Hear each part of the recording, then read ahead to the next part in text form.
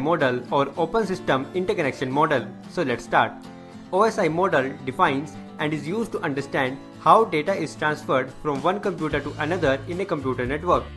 In the most basic form, two computers connected to each other with LAN cable and connectors sharing data with the help of network interface cards forms a network.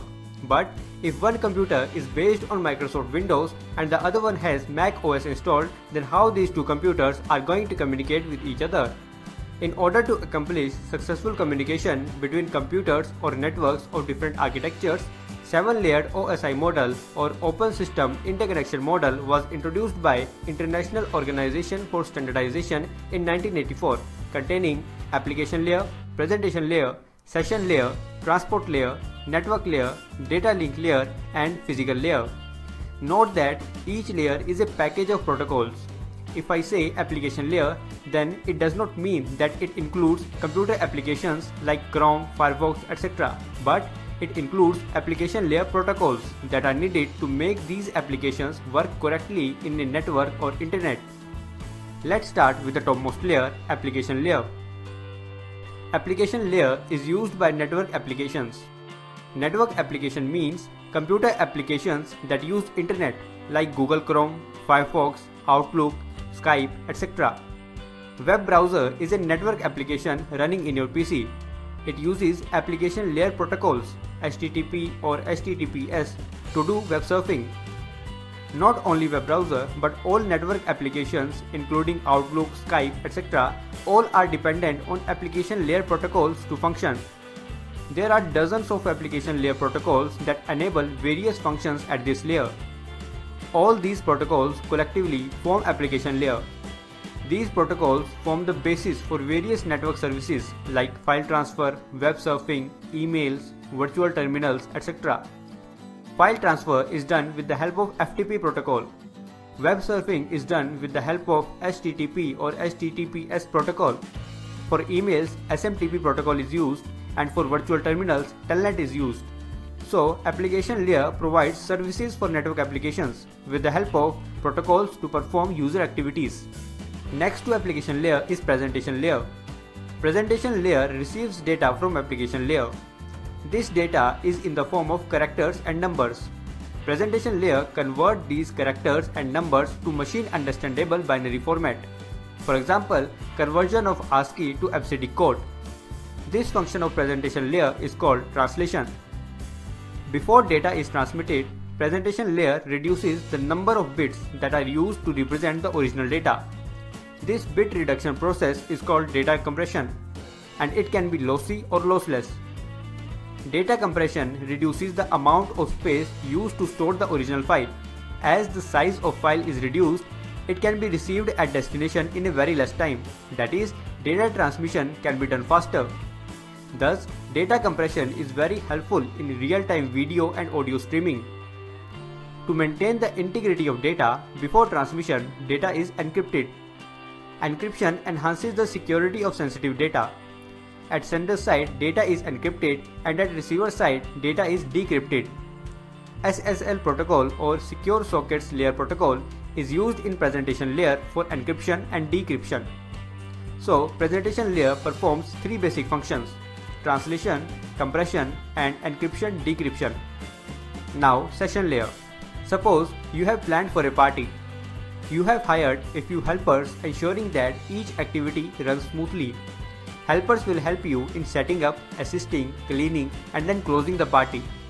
Same is the case with session layer. Session layer helps in setting up and managing connections, enabling sending and receiving of data, followed by termination of connections or sessions. Like you hired some helpers for your party, session layer 2 has its own helpers called APIs or application programming interfaces. NetBIOS or Network Basic Input-Output System is an example of APIs which allows applications on different computers to communicate with each other. Just before a session or a connection is established with the server performs a function called authentication. Authentication is the process of verifying who you are. For this, server uses a username and a password. Once entered username and password are matched, a session or a connection is established between your computer and the server. After authenticating the user, authorization is checked. Authorization is the process used by server to determine if you have permission to access a file. If not, you will get a message saying you are not authorized to access this page. Both of these functions, authentication and authorization, are performed by session layer. Session layer keeps a track of the files that are being downloaded. For example, a web page contains text, images, etc. These text and images are stored as separate files on the web server. When you request a website in your web browser, your web browser opens a separate session to the web server to download each of these text and image files separately.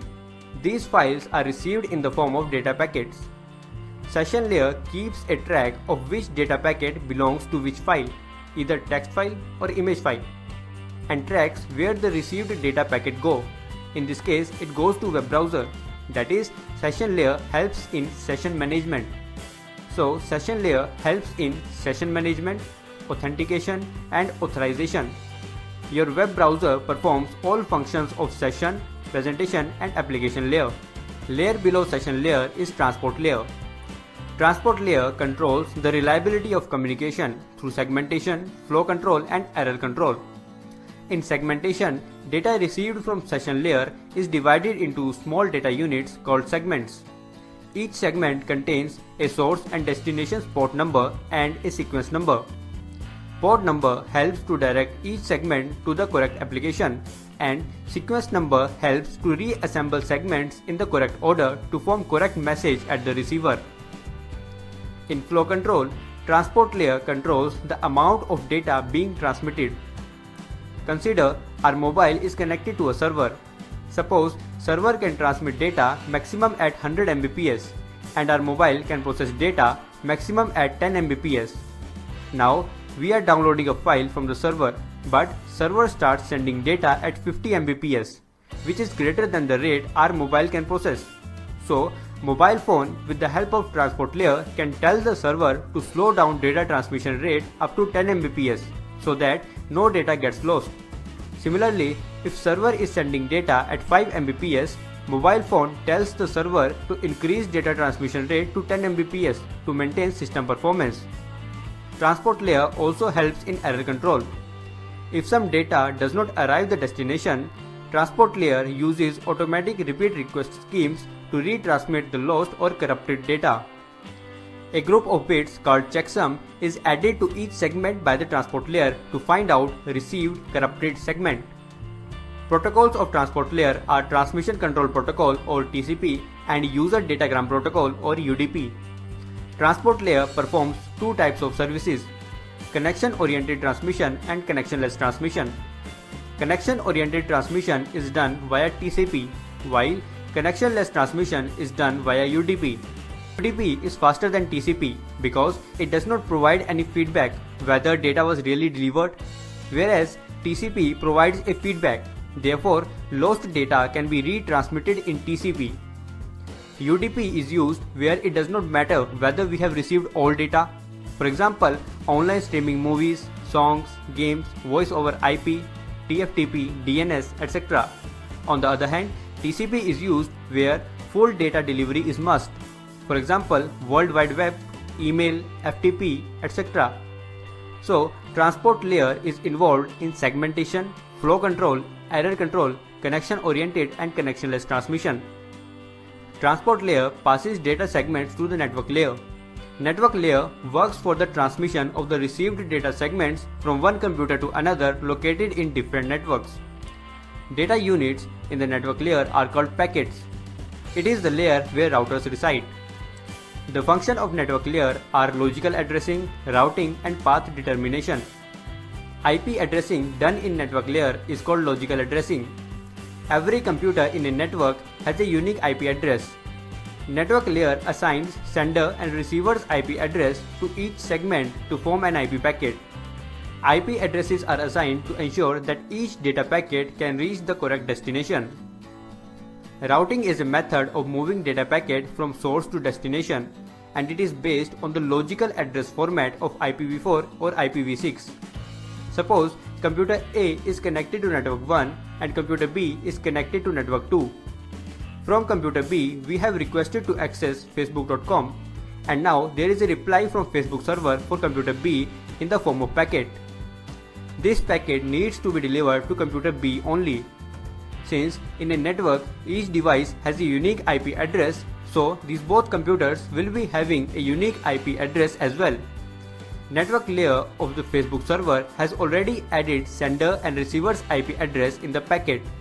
Suppose mask used is 225.225.225.0. This mask tells that the first three combination represents network, while the last combination represents host or computer B. So, based on IP address format, received data packet will move first to network 2 and then to computer B. So, based on IP address and mask, routing decisions are made in a computer network. Now, path determination. A computer can be connected to internet server or a computer in a number of ways. Choosing the best possible path for data delivery from source to destination is called path determination. Layer 3 devices use protocols such as Open Shortest Path First, Border Gateway Protocol, Intermediate System to Intermediate System to determine the best possible path for data delivery. Data link layer receives data packet from network layer. Data packets contain IP addresses of sender and receiver. There are two kinds of addressing, logical addressing and physical addressing. Logical addressing is done at network layer, where sender and receiver's IP addresses are assigned to each segment to form a data packet. Physical addressing is done at data link layer, where MAC addresses of sender and receiver are assigned to each data packet to form a frame. MAC address is a 12-digit alphanumeric number embedded in network interface card of your computer by your computer manufacturer. Data unit in data link layer is called frame. Data link layer is embedded as software in network interface card of a computer and provide means to transfer data from one computer to another via a local media. Local media includes copper wire, optical fiber or air for radio signals. Please note, here media does not correspond to audio, video or animation. It refers to the physical links between two or more computers or networks. Data link layer performs two basic functions. It allows upper layers of OSI model to access media using techniques such as framing. It controls how data is placed and received from media using techniques such as media access control and error detection. Consider two distant hosts, a laptop and a desktop, communicating with each other. As laptop and desktop are connected to different networks, so they will be using network layer protocols, IP for example, to communicate with each other. In this example, desktop is connected to router R1 via an Ethernet cable. Router R1 and R2 are connected via a satellite link, and laptop is connected to router R2 via a wireless link. Now, desktop wants to send some data to laptop. Based on the medium used to connect desktop and router R1, data link layer adds some data in the head and tail of IP packet and converts it to a frame, Ethernet frame in this case. Router R1 receives this Ethernet frame, decapsulate it to an IP packet and then encapsulate it again to a frame so that it can cross satellite link to reach router R2. Router R2 will again decapsulate the received frame and encapsulate it again to form a wireless data link frame.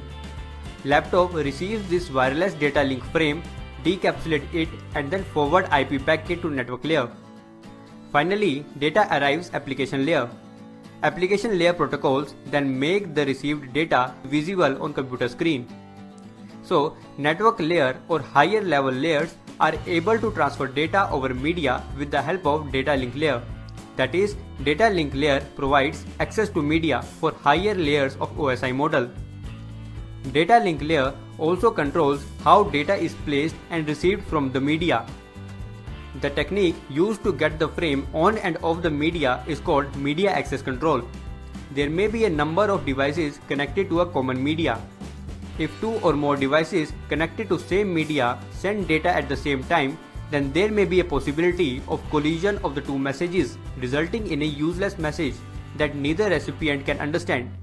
To avoid these situations, data link layer keeps an eye on when the shared media is free, so that device can transmit data for the receiver. This is called carrier sense multiple access. So, data link layer with its media access control methods controls data transmission. Tail of each frame contains bits which are used to detect errors in the received frame.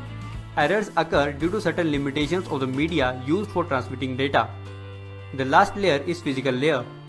Till now, data from application layer has been segmented by transport layer, placed into packets by network layer, and framed by data link layer, which is a sequence of binary zeros and ones. Physical layer converts these binary sequence into signal and transmit over local media. It can be an electrical signal in case of copper cable or LAN cable, light signal in case of optical fiber, and radio signal in case of air. So, signal generated by physical layer depends on the type of media used to connect two devices.